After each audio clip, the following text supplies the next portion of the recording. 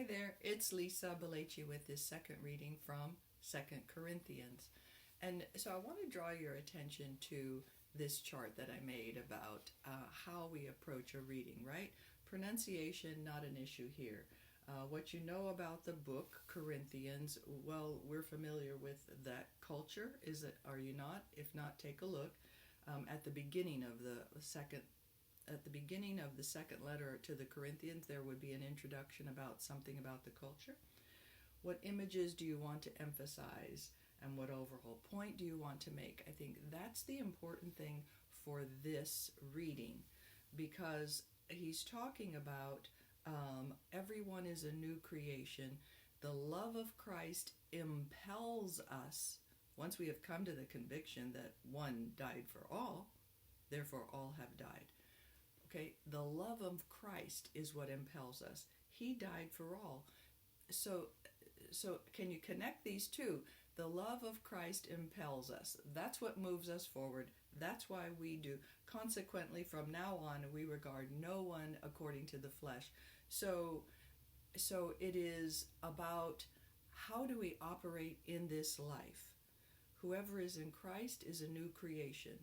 Once we believe he died for everyone, things are different, right? Those who live might no longer live for themselves, but for him who for their sake died and was raised. So if there is a point to make, I think it's that middle line right there. Those who live might no longer live for themselves, but for him who for their sake died and was raised. That's why we now don't live according to the flesh. We know that there's a future. We know that it's a new creation. So this is, of course, Paul, where we need to get our thoughts in order about what we want to communicate, what is he trying to say, and how do we interpret that in our proclamation so that it actually makes sense to people than just being these words that just went by, right? Okay. The love of Christ impels us. Once we have come to the conviction that one died for all, therefore all have died. He indeed died for all. And here's the point that I want you to say slowly, right?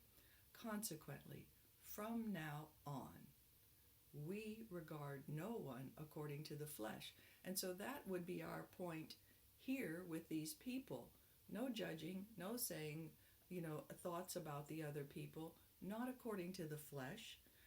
Even if we once knew Christ according to the flesh, now we no longer know him so, right? So whoever is in Christ is a new creation.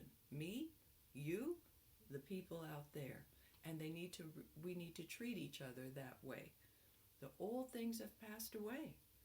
Behold, here's the smile. New things have come. This ends on a smile. Okay? It's good news.